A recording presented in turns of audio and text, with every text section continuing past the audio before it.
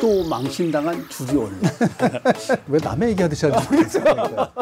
되게 유체이탈 화법이죠.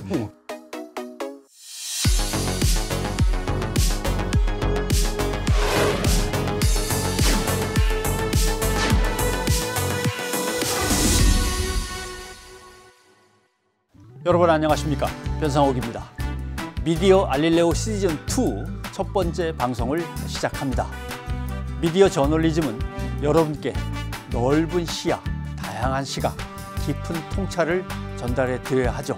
그렇게 취재해 그렇게 기사를 쓰고 또한 그것을 읽어내는 여러분들도 가능한 한 다양한 시각 또는 보다 깊이 있는 분석을 비판적으로 요구하면서 보셔야 할 겁니다.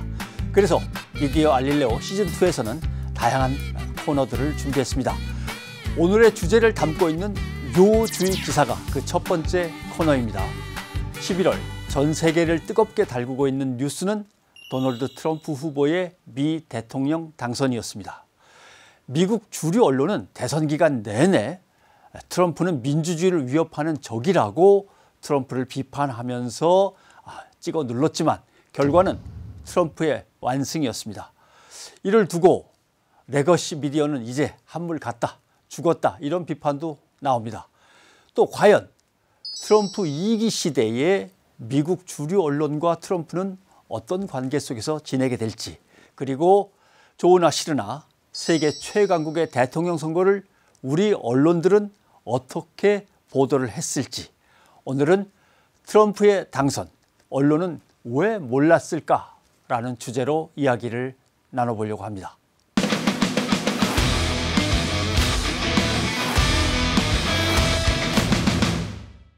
미디어 알릴레오 시즌2에서 획기적이고 거창하게 선보이는 코너가 있습니다. 그것이 바로 현자 타임입니다. 현자. 세상을 꿰뚫어보고 통찰해내면서 우리에게 갈 길을 일러주는 현자들을 모시는 시간입니다. 오늘은 언론학자 두 분을 모셨습니다. 여러분들 잘 아시죠? 정진유 교수님과 그다음에 송현주 교수님 두 분입니다. 두 분 반갑습니다. 어서 오십시오. 네, 안녕하십니까. 들어와서 오늘 첫 시간인데 저도 보니까 약간 현타가 오긴 합니다. 분위기 어떻습니까? 지난번보다는 좀 더 응접적인 분위기라서 그렇죠. 편안하고 예. 자기 검열 없이 막 말해도 될 것 같아요. 두 분의 요새 조합 아주 자주 만나시죠? 뭐 이래저래 자주 만납니다. 그럼 해시TV에 자주 출연하십니까? 한 두세 번 출연하고 TV 유튜브로 할 때는 아직 안 했고요. 예. 저희가 칼리지랄에서 이제 강의나 이제 토론이나 이런 거 하는 모임들이 있는데 그때 3번 오셨죠, 3번 총. 심리학 가지고 하는 거랑. 그렇습니다.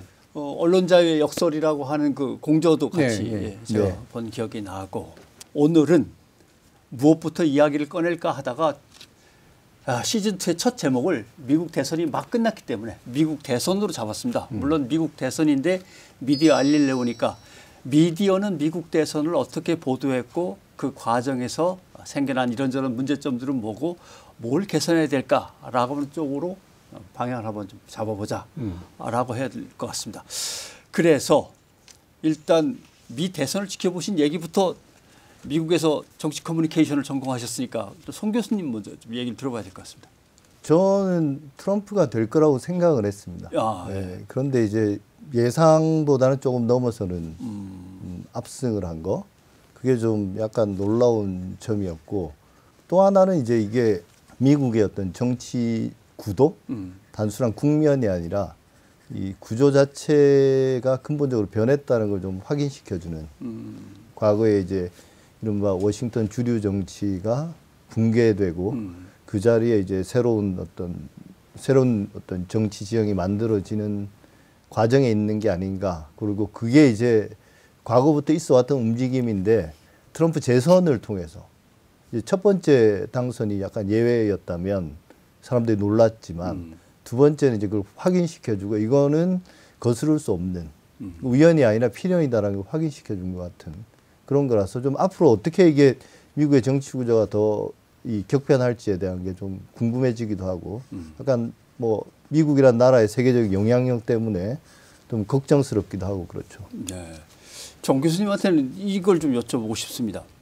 트럼프가 당선될 것 같은데 뭐라고 생각하는 분들의 이야기를 받아서 언론이 전달을 했으면 우리도 트럼프가 될 가능성이 더 높대라고 생각하고 있었을 텐데 그런 것들이 별로 전달이 안 된 것 같아서 전달이 안 된 거는 말씀들을 안 하셔서 그런 건지 기자들이 찾아가지를 않은 건지 아니면 그렇게 나온 의견들을 좀 가려가지고 어떤 편향된 의견만 우리가 언론을 통해서 받은 건지 이게 되게 궁금했단 말이죠.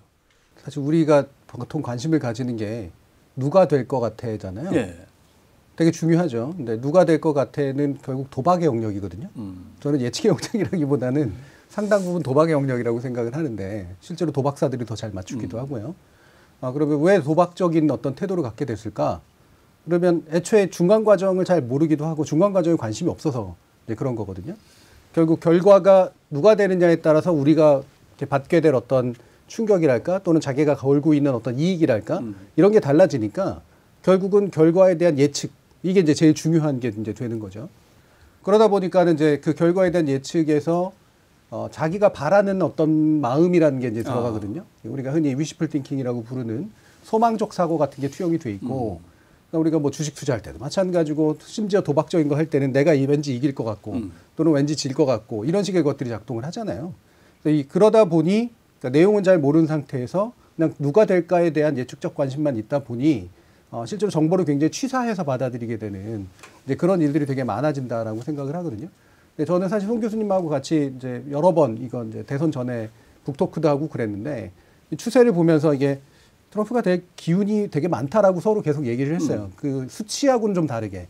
그 이유가 뭐냐면 전개되는 과정이 트럼프를 죽어라 하고 찍어 눌렀는데 예, 미국 언론도 그렇고 우리나라 같은 경우도 이제 그렇고 보면 얘 되살아날 리가 없어 찍어 눌렀는데 튀어나오는 머리에 어떤 기세가 절대로 찍어 눌려지지 않을 것 같은 기세가 보였거든요. 근데 그 왜 기세가 왜 생겼을까? 그게 가지는 의미가 뭘까? 사실 이 부분에 집중하는 게 맞는데 도박적으로 이제 그것만을 예측하다 보니 왜 이 트럼프는 죽지 않았는가라는 문제에 대해서 관심을 못 가진 결과물이 아닌가 이렇게 생각을 해요.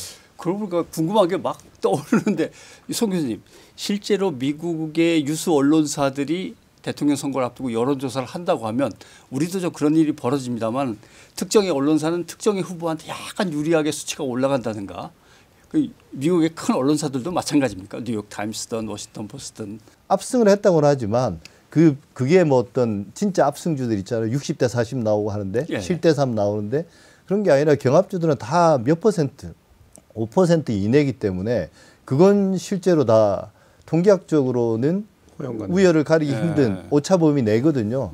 그럼 그걸 이제 그런 걸 가지고 예측을 한다는 게 자체가 사실은 상식에 맞지는 않고 더더군다나 미국은 다양한 요인들이 뭐 인종이라든지 또 뭐 민족이라든지 이런 것들이 우리나라보다는 선거 예측하는 변수들이 많죠.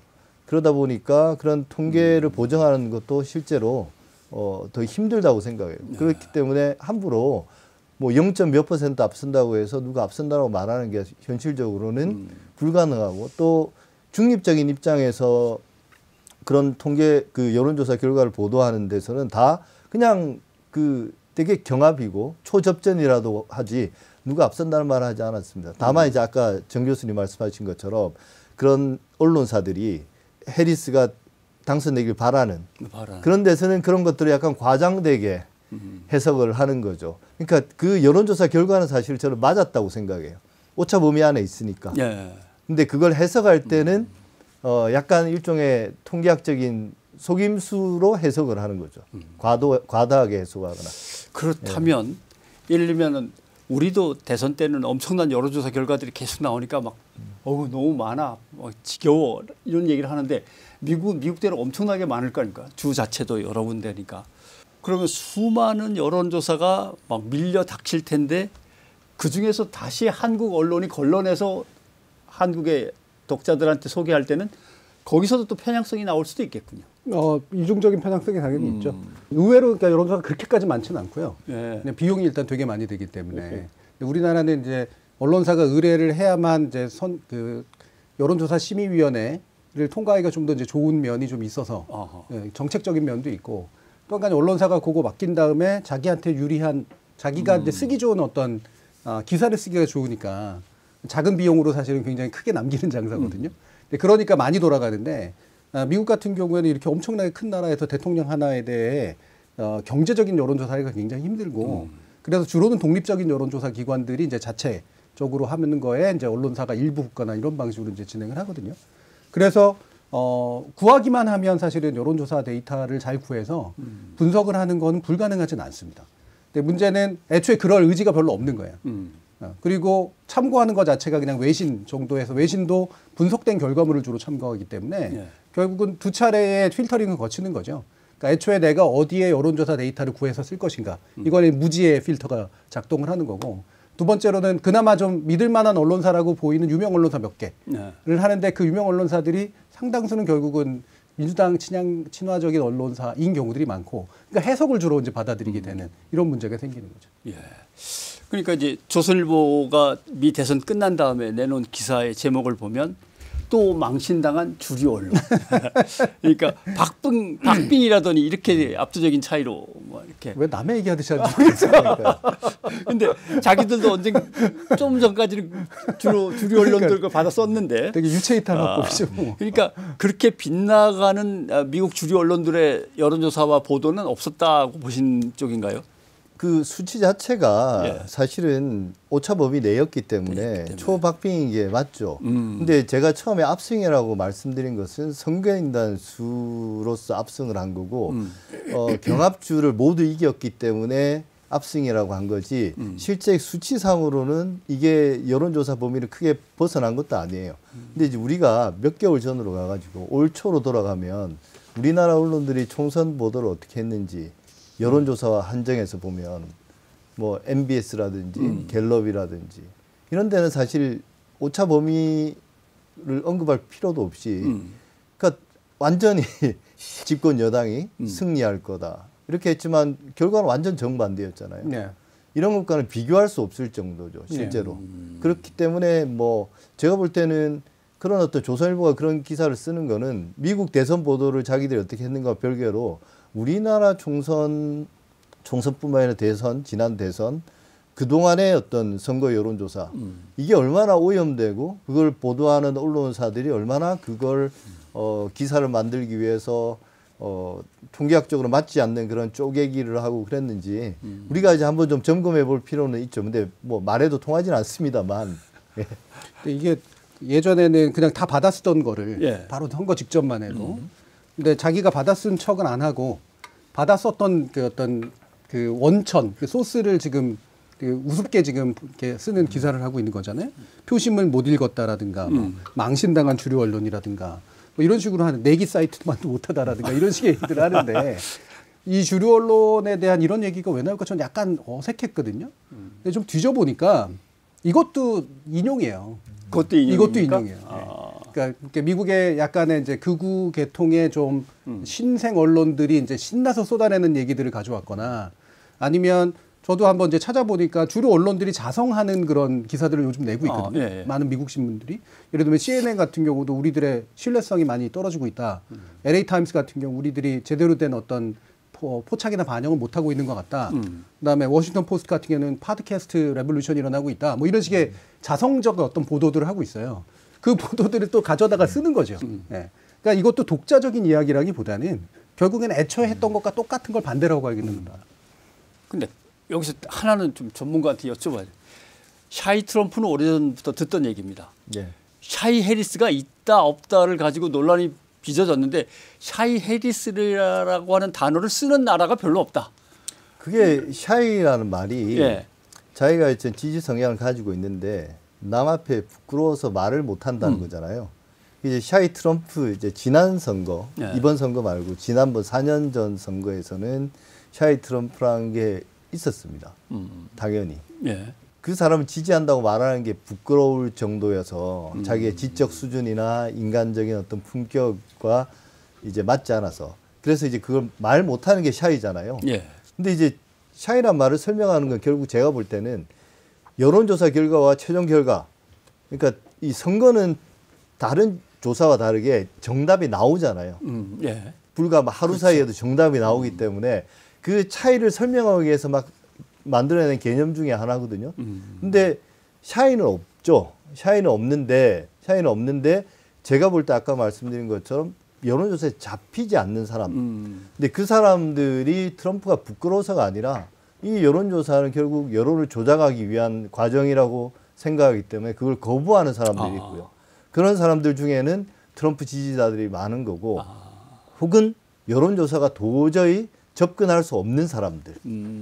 그런 사람들도 있는 거고요. 반면에 누구를 지지하냐고 물었는데 트럼프를 지지한다고 해서 나는 트럼프를 지지하지 않 혹은 그 응답을 거부하는 그런 진짜 의미의 샤이 트럼프는 거의 없고 샤이 해리스는 더더욱 없는 거죠. 예. 실제로.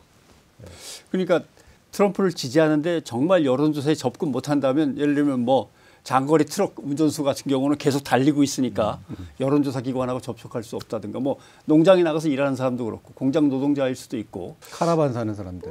그다음에 이제 음모론에 있는 사람들. 음모론자들은 대한민국에도 많더라고요. 트럼프는 우주에서 어떤 행성에서 보낸 뭐 스파이라든가.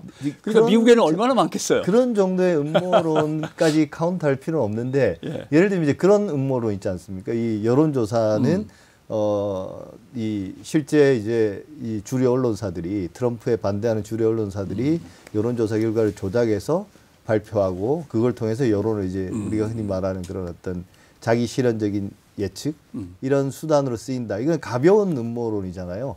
이제 그런 거 우리나라에 또 실제로 그런 일이 많이 저질러지기도 하지만 이번에 뭐 보듯이 그런 것들 가벼운 음모론만 믿더라도 여론조사에 대해서는 거부하기 마련이죠. 의식적으로. 어떤 분들은 실제로 검색어를 넣어봤나 봐요. 챗 GPT한테 샤이 해리스에 대해서 마땅한 정보가 별로 없이 나오더라. 그러니까 우리 언론들은 샤이 해리스 막 나중에 떠들어댔지만 실제로는 별로 없더라. 히든 해리스란 말을 쓰긴 했는데요. 이번에 이제 이 이슈가 낙태권이 있었기 때문에 낙태와 관련된 임신 중지와 관련된 이슈가 있었기 때문에 여성들이 해리스 편을 든다. 그걸 이제 설명하기 위해서 이제 보수적인 백인 가정에서도 여성들이 해리스를 찍을 수 있다. 약간 가능성의 측면에서 히든 해리스란 말을 쓰긴 했는데 뭐 결과 정답을 놓고 보면 그건 별로 없었던 걸로 나왔던 거죠. 이제 약간 기대에 찬 막연한 기대였던 것 같아요. 예전에 그 텔레비전 광고할 때 숨은 1인치를 찾았습니다. 기억나실지 모르겠는데 이만큼 찾아냈다고. 그게 대단한 것처럼 이제 광고했던 거하고 유사한 마음이죠. 우리 언론이 외신을 받아서 적는데도 약간의 편견이나 뭔가 쏠림이 있었다라는 생각을 자꾸 지울 수 없는데 근데 실제로 우리 유권자 또는 우리 언론을 놓고 볼 때 왠지 민주당이 대선에서 승리하면 한국이 좀 더 유리하다는 약간 그런 생각들이 갖고들 있는 것 같죠. 되게 재미난 게요. 이념적으로 보면 우리나라 민주당 지지자들이 이념적으로는 트럼프를 싫어하죠. 그리고 우리나라 국민의힘 지지자들은 이념적으로는 트럼프를 좀 더 좋아하지만 트럼프가 예전에 보여줬던 그 북한과의 관계 개선이라든가 이런 거에 대해서 워낙 싫어하는 게 있기 때문에 그래서 이미 이제 바이든하고 윤석열 대통령 사이에 뭔가가 어쨌든 수립되어 있는 것들이 좀 유지되길 바라는 마음에서 공통적으로 우리는 진보 보수를 막론하고 트럼프가 되지 않기를 바라는 마음이 조금 더 많았던 것 같아요. 이건 좀 특이한 현상에 이제 해당하는 거죠.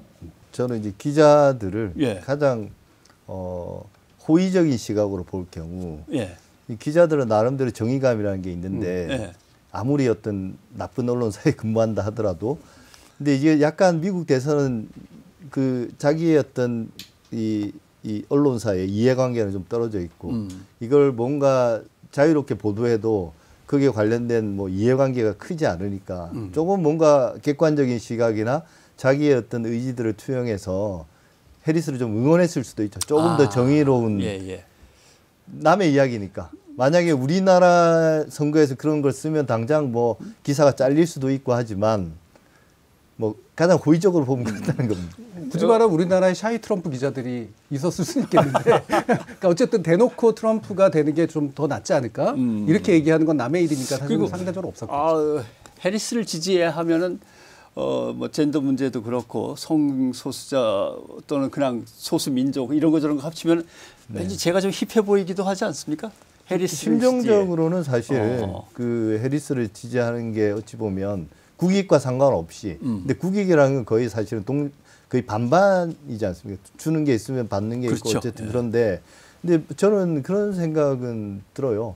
누구나 이제 트럼프보다는 심정적으로 해리스를 이념적 그 성향과는 상관없이 인간적으로 볼 때 트럼프 같은 사람이 가장 최강국의 이 최고 지도자가 된다는 것에 대한 막연한 거부감 이런 것들은 분명히 있다고 생각합니다. 예. 트럼프는 본래 언론하고 처음부터 사이가 그렇게 나빴는가 또 궁금하고 그럼 이제부터는 언론하고 어떻게 지낼 건가?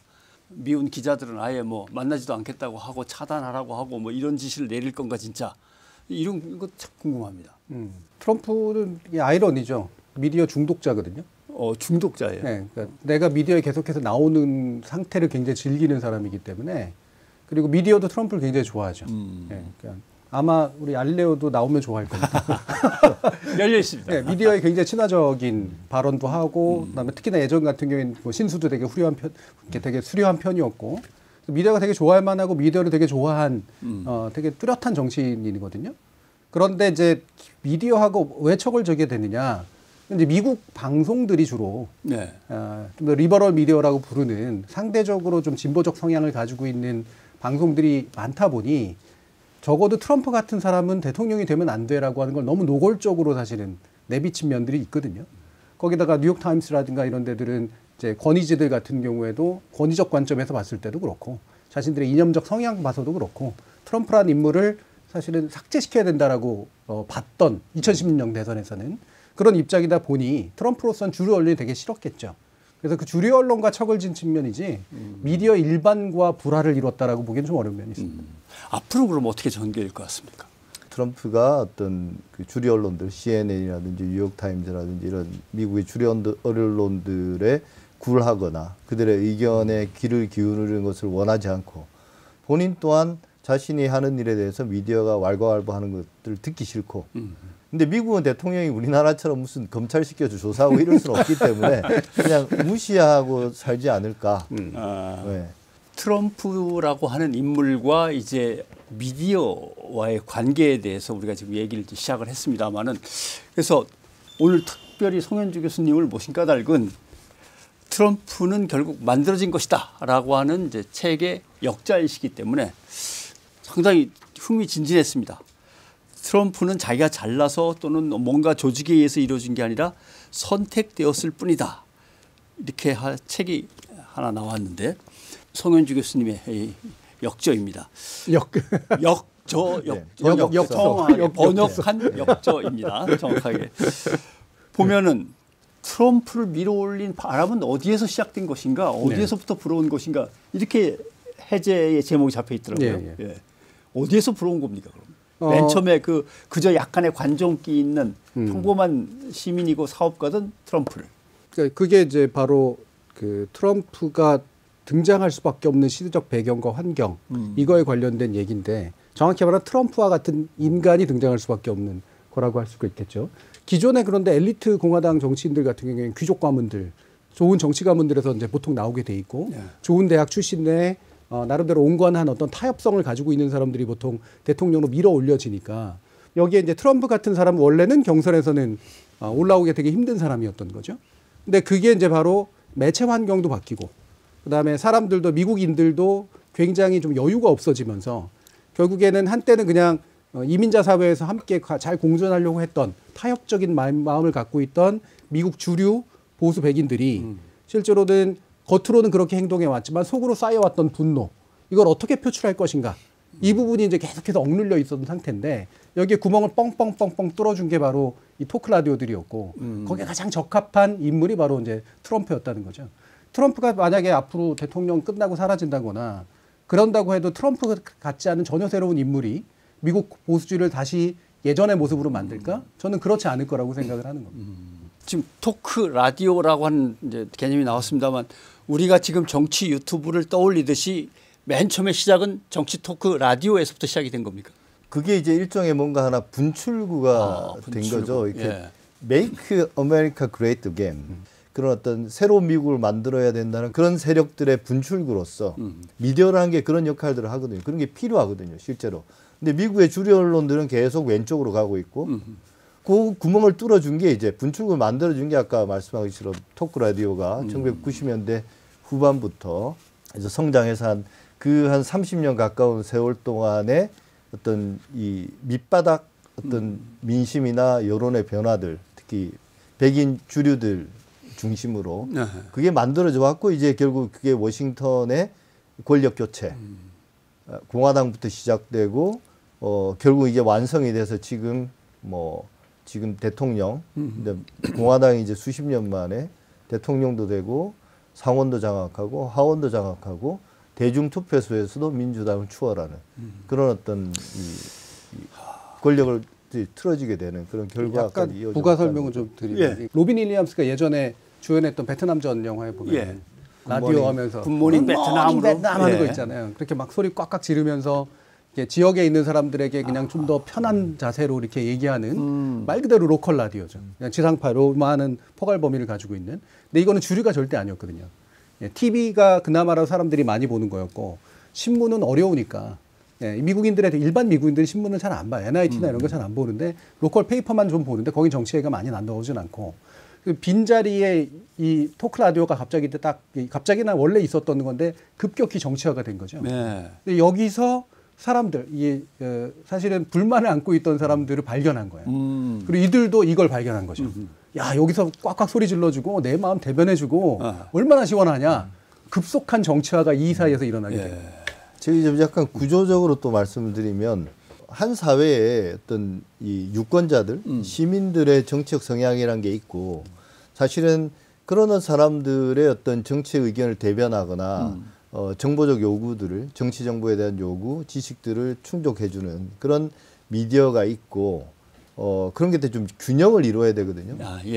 근데 우리나라도 예전에 80년대 이럴 때 또 독재 시대에 보면 이게 균형이 맞지 않지 않습니까?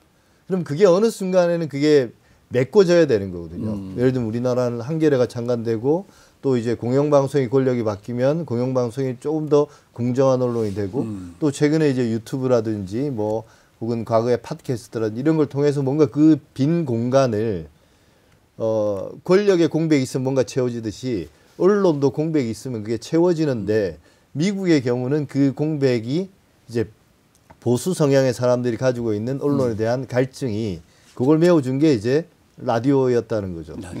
우리 같으면 예를 들면 종편이 일단 그렇죠. 메워지고 종편 다음엔 또 보수 유튜브가 또 등장을 합니다만, 그래서 가슴에 탁 꽂히는 그 귀절이 하나 있었어요. 이 해제를 읽고 책을 읽으면서 결국 언론이 정치적인 보도를 할 수 있고 정치적인 담론을 형성해 나갈 수 있는데, 정치 언론이 상업적으로 일탈하면서 민주주의의 딜레마를 가져왔다라고 하는 부분인 거죠. 지금 우리 언론들 중에서 정치 언론이라고 할 수 있는 것들을 살펴보면 저게 정치적인 일탈일까 상업적인 일탈일까 가끔 의심하거든요.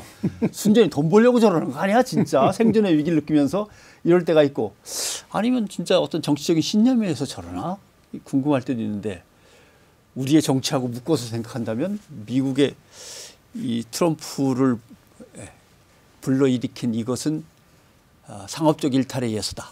우리는 어떨까요? 잘 모르겠네요.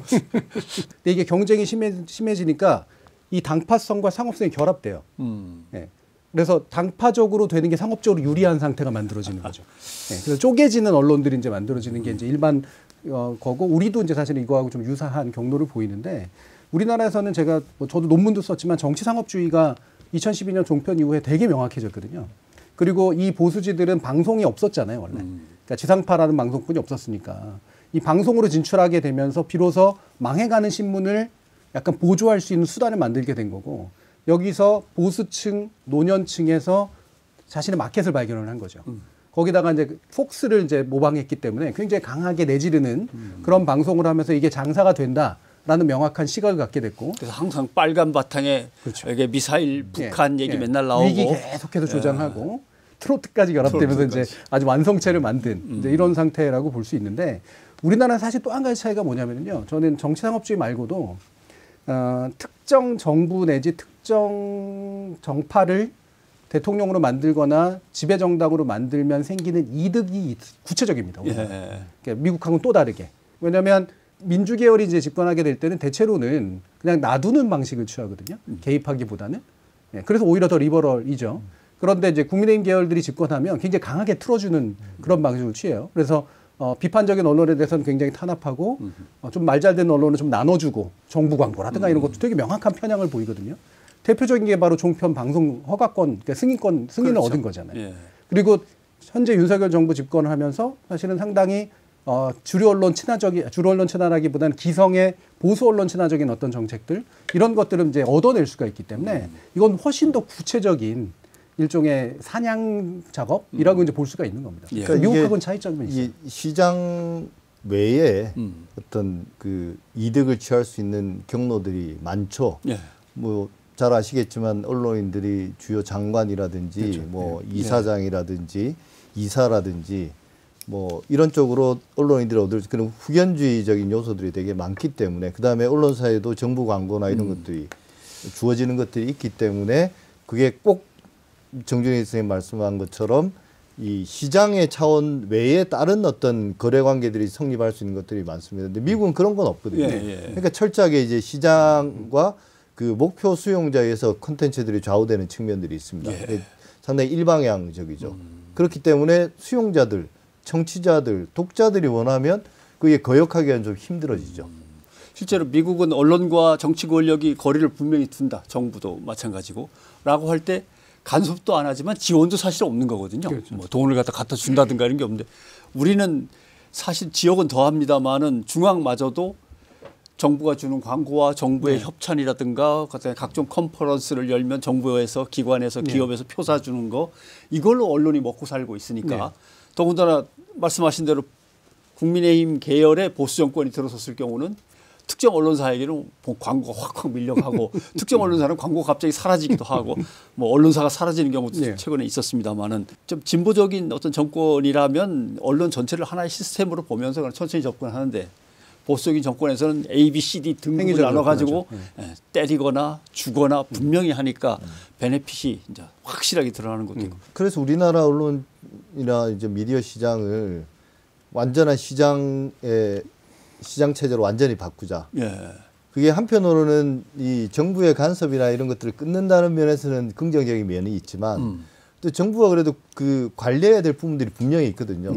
어떤 언론의 어떤 공정성이나 이런 것과 관련된 규제들 정부가 할 수 있는 만큼은 예를 들면 방송에 지금도 가지고 있는 방송법을 통한 방송 심의를 통한 이런 부분들을 완전히 폐지해 버리면 미국처럼 될 수 있는 가능성이 커지는 거죠. 완전히 이제 그 어떤 규제도 없이 이제 막 그 선명성 경쟁을 벌이고 시장의 이익을 위해서는 공적인 것들을 무시하게 되는. 발가벗고 뛴다고 흔히 표현하는 거죠. 그렇게 될 수 있는 거죠. 근데 저는 그런 지금 우리나라 권력이 하고 있는 게 공영방송을 망가뜨리면 공영방송 차라리 없는 게 나아. 방심이 저렇게 하고 나니까 방심이 없는 게 나아. 심지어는 방통위도. 뭐 정부 광고 이렇게 할 거면 없는 게 나아. 언론진흥재단 이렇게 할 거면 없는 게 나아. 다 없는 게 나아지는 거예요. 그럼 뭐만 남느냐? 시장과 언론만 남는 거죠. 그러면 이렇게 될 수 있다, 미국처럼. 그 또 하나 뭐 오늘 진짜 깨어 있는 시민들의 노무현 재단에 왔으니까 편히 얘기를 하자면 총선을 치르면 300명 국회의원 중에 자기 한 2%에서 3, 4%? 그러니까 언론인 출신들이 한 35명 안팎입니다. 예. 정치권에서 갑자기 콜을 한다거나 근무하다가 갑자기 정치권으로 가서 정치로 진입해 나가는 사람들을 가지고 폴리널리스트라고 불렀는데 인터뷰를 하면서 그 조그만한 파우치백 아무것도 아닌 거 이래가지고 사장이 되면 그럼 이 사람은 폴리널리스트인가? 네. 아닌가? 이제 혼란스러워지는 거죠. 네. 야 이거 기자 윤리 강령의 폴리널리스트에 대한 개념도 바꿔야겠다. 누군가가 한마디 아버해가지고 그 자리에서 바로 사장이 되고 사장이 되어서 다시 대통령한테 충성을 다한다면 그거야말로 폴리널리스트지. 그래서 아주 요새 혼란스러운 나날을 보내고 있습니다. 미국 대선에서 트럼프의 승리는 도대체 어디에서 기인했을까부터 시작해서 우리 언론들은 제대로 보도를 했는가. 그다음에 미국 언론과 미국 정치의 관계 구조까지 한번 쭉 훑어봤습니다만은 기자로서의 미국 대선을 지켜보면서 답답했던 것은 현장에 가서 분위기를 못 보니까 뭔가 더 이쪽에서 더 뜨거워지고 있고 이쪽은 조금씩 식어가는 건지 이런 것들이 잘 감이 안 와서 제일 어려웠던 것 같고 그다음에 이제 휴민트라고 흔히 얘기하시는 뭐 복잡하지만 예. 슬금슬금 밤에 전화가 와가지고 얘기를 좀 들을 사람이 없으니까 예. 이 고급진 말로 휴민트 정보가 없다는 것도 문제가 되고 되게 답답했어요. 근데 뭐 말씀 아까 잠깐 비치신 얘기가 있었는데 그래 한국의 기자가 꼭 미국 대선을 갖다 쪽집게처럼 탁 맞출 필요야 없지라고 하는 이제 나름의 이제 자기 위로를 조금 하면서도 그러면 미국 대통령 선거에 의해서 미국 대통령과 미국 정권이 바뀐다면 그때부터 보도는 잘해야 될 거 아니야. 이게 이제 부담으로 와 닿는데 어제 신문을 이렇게 보니까 8년 만에 골프채 잡은 대통령 트럼프와의 관계 개선을 위해서 골프 준비를 미리 하고 계셔. 이런 식으로 기사가 나면 야 이게 한국 언론이 미국 대선과 관련돼서 대선 과정도 제대로 보도를 못했는데 대선 후에 우리나라에 닥쳐 있는 당면 과제나 우리가 해야 될 일조차도 MBTI는 정확하게 분석한 것 같긴 합니다만 잘 모르겠습니다. MBTI 보도 보셨죠? 아닌가요? MBTI도 사실은 둘 다 추측입니다. 그러니까 둘 다 물론 추측입니까? 윤 대통령은 자기 주장이 그랬고요. 저는 검사를 안 해보셨다는 거에 한 표를 걸고. 잠깐 여기 있어요. 윤석열 대통령은 ENFJ, 예. 트럼프 당선인은 ESTP. ESTP? 예. 예, 이렇다고 서울신문이 보도를 했는데 이것도 자기네 추측인 거예요. 이게 무슨 근거인지는 모르겠어요. 제가 일부러 찾아봤거든요. 예. 그래서 이게 원 도큐먼트가 뭔지를 이제 막 찾아봤는데 다 뭐냐면 나오는 게 몇 개가 있어요. 그리고 2016년에 최초로 나왔었고 그거를 최근 들어 다시 또 받아쓰는 이제 그런 식으로 자기들도 하고 있는데 거기에 보면 원 도큐멘트에 가장 가까운 이야기들이 바로 뭐가 붙냐면 이게 다 추측이라는 거예요. 표정 분석의 일부다라고 하기도 하고 이 사람이 한 평소에 언행을 걸 봤을 때 MBTI로 보면 ESTP 해당해. 얘가 주류적 견해인 거고요. 심지어 이거하고 다른 견해도 있습니다. 예. 예. 그러니까 스스로가 ESTP다라고 밝힌 적도 없고 검사 결과로 나온 적도 없는 거죠.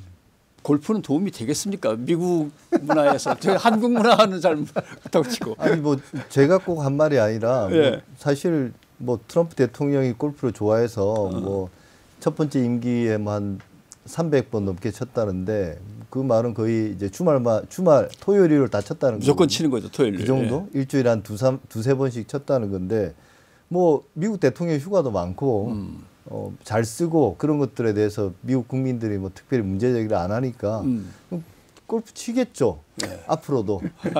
근데 이제 우리나라 대통령이 지금 그러고 있을 그렇게 친다? 제가 거기에 대해서 첫 번째 제 속으로 반응은 골프 따위로 대비가 되겠냐. 차라리 술 끊고 콜라 마시는 걸 하는 게 낫겠다. 저는 열받은 게 햄버거 먹으면 안 됩니까? 햄버거도 뭐 술보다 낫겠죠. 무슨 왜 음식인데. 트럼프 부인 말을 잘 대통령이 들어야 됩니다. 콜라하고 햄버거를 엄청 좋아하니까. 그래 요번에도 북한에서 풍선이 날라와 가지고 전군에 비상이 걸렸는데 대통령 골프를 치고 있었다고 하니까 괜히 조금 열이 확 나긴 하더라고요. 이게 저는 크게 두 가지 문제를 지적하지 않을 수가 없는데 첫 번째는 이 기사가 서울신문뿐만 아니라 굉장히 많이 나왔거든요. 이거는 뭐냐면 일종의 홍보가 있었다는 얘기예요. 그 얘기는 보도자료가 있었거나 뭐 어쨌든 언급이 나왔거나 이렇다는 얘기죠. 그럼 이건 대통령실에서 외교 준비를 잘하고 있어요라고 냈으면 정말 처참한 일이고요. 이건. 근데 그게 아니라 뭔가를 막기 위해서 낸 것에 가깝거든요. 그랬더니 얼마 전에 이제 JTBC 보도에서 또 일부 나왔습니다만 애초에 이제 쿠키뉴스라든가 뭐 이런 데 이제 걸려가지고 골프를 쳤다라고 하는 설들이 원래 옛날부터도 있었고 이게 불과 이제 사과한 지 만 이틀 만에 쳤다더라라든가 이런 식의 얘기가 나오니까 그 막음을 하기 위해서 낸 일종의 이제 역홍보 자료일 가능성이 굉장히 높거든요. 이걸 받아준 사람들이 이렇게 기사를 쓰는 건 저는 그 의식 세계를 묻고 싶은 거예요. 네. 대체 왜 대통령실은 저렇게 해답을 했을까? 를 썼어야지 이게 이른바 저널리즘이지. 이거를 그냥 홍보해 주는 것으로 했다? 이거는 정말 이해가 안 가는 게 이제 한 가지고요. 또 한 가지 우리나라에서 특히나 미국과의 외교 이게 제일 중요한데 맨날 미국과의 동맹 관계 뭐 엄청나게 강조를 하면서 이거 보도하는 거 보면 대부분이 뭐냐면 다 의전랑 관련된 것들입니다. 예를 들면은 갔더니 박수가 몇 번 나왔다. 뭐 노래 불렀더니 바이든이 칭찬해 줬다. 뭐 이런 식의 것들이에요. 욕한 건 왜 얘기를 안 하죠? 밥을 누가랑 먹었고 얼마나 먹었냐. 그다음에 아베나 이런 사람들은 골프 같이 쳤다더라. 뭐 예를 들면 10분이 더 길었다더라. 캠프 데이비드에 불려갔다더라. 다 이런 식의 내용들이에요. 이게 무슨 외교 의전 분석 전문가들이 거기에 숨어 있는 정말 세밀한 외교적 메시지를 찾아내는 건 모르겠어요. 근데 그게 아니라 그냥 가십거리로 얘기하고 있는 거거든요. 이 가십을 뭔가 대단한 외교 정책의 일부인 양 해석해내고 있는 배짱이 저는 되게 놀랍다는 거죠. 이 두 가지를 반드시 지적해야 되고 저는 이게 이미 시동이 걸린 거예요. 골프 외교에 시동이 건 게 아니라 찬양 외교거나 의전 분석 기사에 시동이 걸린 거죠. 홍보에 시동이 걸렸다. 근데 저도 당장 급한 건 바이든에서 트럼프로 넘어간다면 지금쯤 바이든 때의 외교 안보를 담당했던 우리의 수석부터 시작해서 외교장관이든 라인들을 다 교체하고 새로운 전략을 짜고 이게 이제 기자회견에서 질문이 올라오고 대통령이 국민한테 설명을 하고 이래야 되는데 조선일보 사설이든 뭐 읽어보면은 친하게 지내야 된다. 저런 사람들은 인정에 약하기 때문에 인간관계를 빨리 깊이해야 된다. 갑자기 윤석열 대통령하고 트럼프하고 어떻게 인간관계를 깊이 하겠습니까? 물론 골프가 있긴 합니다만. 그러니까 언론들이 뭔가 이 정치의 흐름과 국가의 미래 비전 관련해서 연결을 전혀 못 시키고 말씀하신 대로 그냥 사적인 이런 정보라든가 아니면 그냥 까십거리들 그런 거에만 의존할 수밖에 없는 이런 상황이 계속 진행되고 있습니다. 우리 언론에 참 답답함이죠. 그냥 수준이 낮다도 물론 충분히 문제지만 이미 반박이 된 일들이 굉장히 많거든요. 아베라는 사람이 고 아베지만 이 사람이 골프 쳤다고 해서 일본한테 유리하게 해준 트럼프가 아니고 캠프 데이비드에 불려갔다고 해가지고 특정하게 유리하게 해주는 사람이 아니라 되게 전형적인 비즈니스맨 스타일이기 때문에 오히려 누군가한테 따먹기 위해서 뭔가를 얻어먹기 위해서 그런 액션을 취한다라고 하는 것들이 이미 지난 2016년에서 2020년 사이에 트럼프 행정부의 모습으로 이미 나타났거든요. 그러면 나는 대놓고 속겠다라는 의미하고 뭐가 다르냐는 거죠. 그리고 이제 실제로 뭐 트럼프 개인의 영향도 있지만 그 밑에는 대단히 그렇죠. 현실적이고 냉철하고 우리 입장에서는 냉혹하다고 할 수 있는 그런 외교 통상 관료들이 있지 않습니까? 아하. 그런 사람들을 제가 상식적인 수준에서 이야기하면 그런 사람들을 상대하기 위해서 어떤 트럼프 대통령과의 개인의 친분이라든지 취미생활이라든지 MBTI라든지 뭐 취향 이런 것들을 이야기한다는 게 사실은 허무맹랑한 이야기죠. 그게 우리나라에서도 실제 통하는지 모르겠어요. 뭐 그런 어떤 이 사적인 뭐 우리 대통령은 통할까? 우리나라에서 통하는 거예요. 예, 부인을 통할 수도 있고. 예. 아니 그런 기자들도 그렇게 생각하는 우리나라에서 여전히 통하나 봐요. 그런 어떤 연고주의 이런 것들이. 그렇죠. 자기들한테 통하는 거죠. 그런 것들로 국제 문제까지 투영해서 이야기한다는 게 사실 쓸 게 없어서 그런 걸 쓰는가 싶기도 하고. 그러고 보면 지금 우리의 보수 언론들은 뭔가 약간의 변곡점을 슬쩍 지나가지고 대통령 이러면 안 되지라는 쪽으로 이제 방향을 확실하게 잡고 간단 말이죠. 근데 두 분이 공조로 했던 그 언론자의 역설 거기에서 그런 대목이 나오죠. 보수 언론들이 막판에 가면은 갑자기 자기들도 상당히 개혁적이고 쇄신을 바랬고 한 것처럼 액션을 취하지만 제스처에 불과하다. 이제 이런 대목이 나오는 것 같은데 지금 우리 보수 언론들이 대통령에 대해서 비판을 가하고 대통령 부인은 처리하고 넘어가야 된다라고 하는 것도 역시 어떤 하나의 제스처로 봐야 되나요? 그것도 아주 일반화된 제스처가 아니라는 게 문제죠. 간보기에 가깝고 원래는 하이에나 언론인데 그렇죠. 우리나라 언론들이 보였던 모습이 자기네들하고 동고동락했던 권력이 이제 약해지면 검찰과 함께 같이 이른바 후드려 패서 마치 자기네들은 안 그랬던 것처럼 해서 차기 권력을 준비하는 이제 그런 방식으로 갔다가 결과적으로는 이제 가끔씩 이제 다른 정권 교체들이 일어나게 되면서 이제 굉장히 혼란에 빠진 게 최근까지 한국 보수 언론들의 특징인데 지난번 탄핵 사건이 저는 굉장히 컸다고 보거든요. 그때 탄핵 이후에 국면에서 결국은 공멸했다라고 자신들은 판단하고 있고 특히 이제 핵심 지지층으로부터 이제 외면당한 측면들이 되게 크단 말이에요. 그 당시 종편 많이 보시던 좀 더 완전 오른쪽에 계셨던 분들은 실망하고 나가서 유튜브 채리고 유튜브를 보고 이런 식으로 이제 또 분할됐던 경우들도 있잖아요. 그러니까 이번에 보수 언론들은 제가 볼 때는 과거에 그 박근혜 전 대통령 탄핵 국면하고는 또 다르게 계속 간보기로 갈 거라고 봅니다. 그러니까 차기 권력, 자신들이 원하는 차기 권력을 만들어내기 위해서 기여하기 위한 밑밥 깔기 정도의 작업을 하는 거죠. 현재 대통령은 어느 정도 때리고 누구를 어느 정도 키울 것이냐. 이 부분이 이제 관심이 집중돼 있지. 기존의 또 하이에나 언론과는 또 되게 다른 양상들이 나타나고 있다고 봅니다. 좀 약간 근본적인 우려들을 하고 있을 거라고 봅니다. 더 큰 공포까지라고 말하기는 그렇지만 왜냐하면 뭐 차기에 빠른 시일이든 어쨌든 일정을 거치든지 간에 권력이 교체되면 지금 민주당이 가지고 있는 국회 의석수 이제 국회 선진화법을 훌쩍 넘었지 않습니까? 그리고 전체적인 분위기가 더 이상 보수 권력과 보수적인 어떤 사회 체제를 유지해 오던 그런 권력 기관들이나 제도들을 다 이 수정해낼 수 있는 현실적인 힘과 어떤 그런 어떤 이 에너지들을 다 가지고 있기 때문에 그러면 뭔가 근본적인 변화들이 일어나겠죠. 뭐 어떤 검찰을 이제 수사권을 완전히 폐지하는 문제라든지 이런 것들이 있기 때문에 그렇게 함부로 지금 이 나서지는 못할 거라고 생각을 해요. 근데 미국도 좀 마찬가지이긴 합니다. 저는 미국과 관련해서도 지금 뭐 트럼프가 어디까지 할 수 있는가. 저는 이제 미국 국민들이 이번에 아마 트럼프에게 크게 실망할 수도 있을 거라고 생각이 들어요. 네. 다 못할 이야기들을 다 했구나. 당장 뭐 취임하고 나면 불법 체류해달라 쫓아낸다고 하잖아요. 이게 가능할까? 어떤 사회적인 혼란과 비용들을 치르게 될까? 그런 것들도 이 연장선에 있다고 생각합니다. 그것도 상당히 흥미진진한데 그럼 미국 국민들한테 막 알게 뭡니까 뭐 당장. 근데 너무 솔직하신데. 지금 트럼프는 어디까지 할 수 있을까라는 그 대목에서 지금 좀 전에 읽었던 기사 중에 그런 것도 있습니다.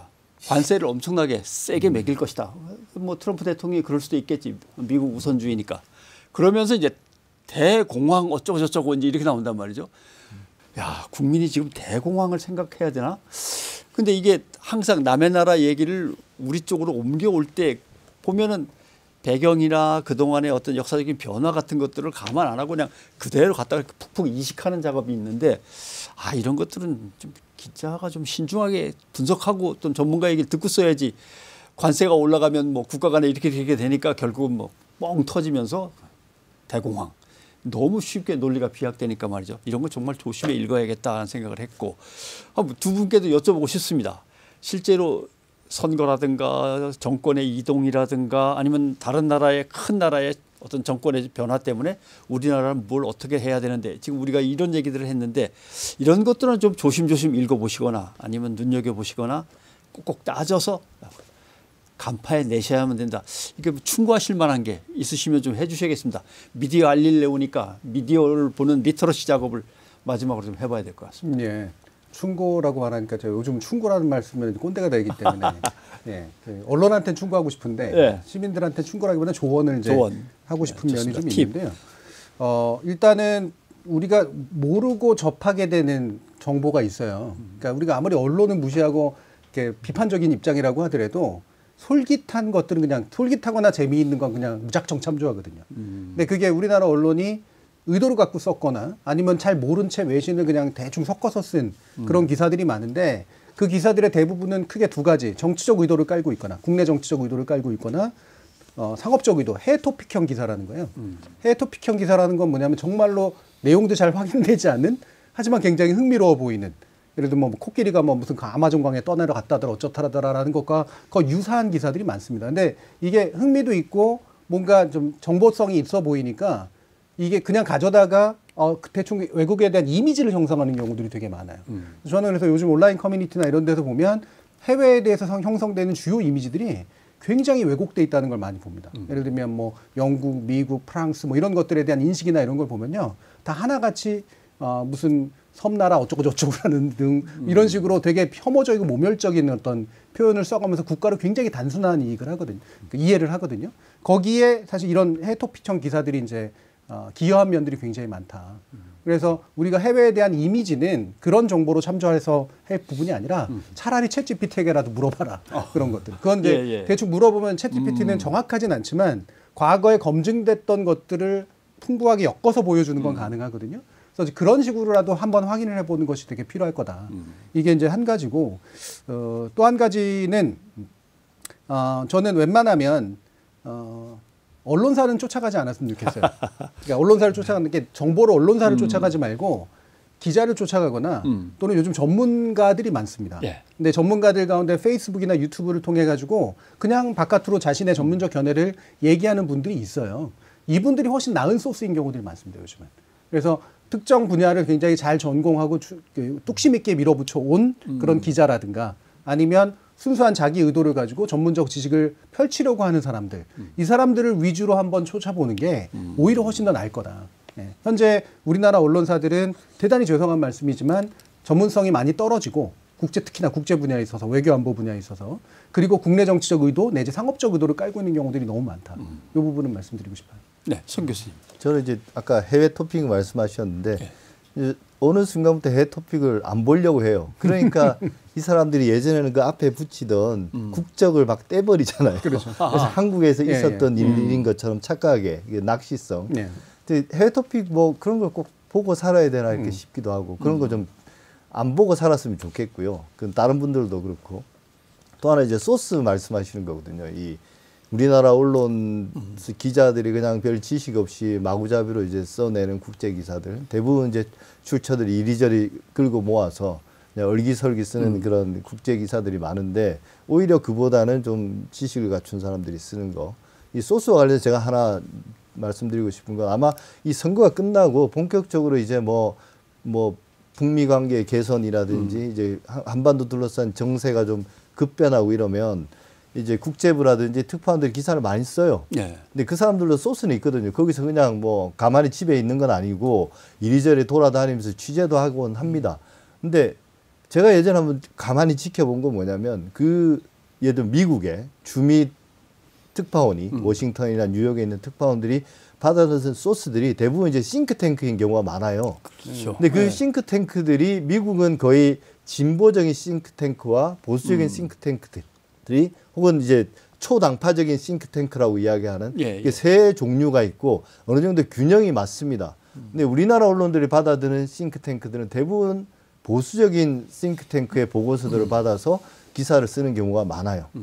근데 그런 보수적인 싱크탱크들은 보면 미국 내에 보수적인 것도 있고 또 예를 들면 일본의 자금을 받아 쓰는 데도 있고 그리고 그 이데올로기라는 게 대부분 이제 뭐 시장과 관련해서 시장 이 자유지상주의적인 이런 것들을 만들고 뭐 그래서 사실 우리나라의 국익에는 별로 도움이 안 되지만 그런 기사들을 보면 우리 사회에 자연스럽게 그 영향을 보고 당연히 국제 정책을 결정할 때도 이 간접적인 영향력이 행사되는 경우가 많죠. 그래서 약간은 그 우리에게 익숙하지만 그게 다는 아니다. 예를 들면 뭐 자유기업 원이라든지 뭐 또 뭐가 있죠. 그 헤리티지 재단이라든지 이런 것들이 사실은 다 보수적인 이 싱크탱크거든요. 그런 것들을 좀 구분해 볼 필요가 있지 않는가. 균형 맞지 않는 그런 기사들이 많다. 더군다나 언론인들이 해외 연수 지원을 받을 때 하면 대개 기업으로부터 많은 협찬이나 그렇죠. 국가 협찬을 받기 때문에 그거에 의해서 결정되는 연수기관들이 싱크탱크 연결되는 기관들이 대개는 한쪽으로 쏠릴 수밖에 없는 그런 상황도 있습니다. 저도 시민들께 뭔가 하나 팁을 드린다면 조금은 좀 능동적으로 한번 중요한 기사라면 검색해서 읽으셨으면 좋겠는데 나오는 것만 쭉 제목 위주로 훑지 마시고 예를 들면 미 대선 결과와 한반도의 미래 검색어를 직접 쳐서 넣으시고 거기에 쭉 나오면 아까 두 분 말씀하신 대로 블로거도 좀 살펴보시고 웹문서도 좀 보시고 밑에 언론사 뉴스는 맨 나중에 참고로 그래서 좀 더 전문적이고 깊이 있는 것들이 위에 이제 쭉 웹문서나 블로거에서 뜨니까 좀 그런 것들을 읽어보셔야죠. 네. 미래라든가 아니면 과제, 현안 문제 뭐 이런 것들의 키워드를 갖다 집어넣으시면 조금은 좀 이렇게 다양하고도 깊이 있는 어떤 기사 검색, 뉴스 검색들이 가능하다는 말씀 드립니다. 이제 얘기가 조금 재밌어지는데 시간이 다 된 것 같습니다. 그전엔 재미없으셨나요? 아무튼 언론이라고 하는 것은 뭐 벽돌과 같은 거죠. 잘만 싸우면 다리가 되기도 하고 잘못 싸우면 완전히 감옥에 갇히기도 하고 그나마 설계대로 잘 이렇게 싸우면은 창문이 하나 생기기도 하고 그 창문을 통해서 좀 멀리까지 다양한 곳을 내다볼 수 있었으면 좋겠습니다만은 우리의 사회 현실이 그렇지 못해서 미디어 알릴레오에서는 가능한 한 넓게 다양한 시각을 또 깊이 있게 전달하는 데 애를 쓰도록 하겠습니다. 오늘 나와주신 두 분 교수님 오늘 고생 많으셨습니다. 송현주 교수님의 책 좀 더 열심히 읽어보고 코멘트를 좀 남기도록 하겠습니다. 정 교수님 고생 많으셨습니다. 예, 두 분 감사합니다. 고맙습니다. 예, 감사합니다.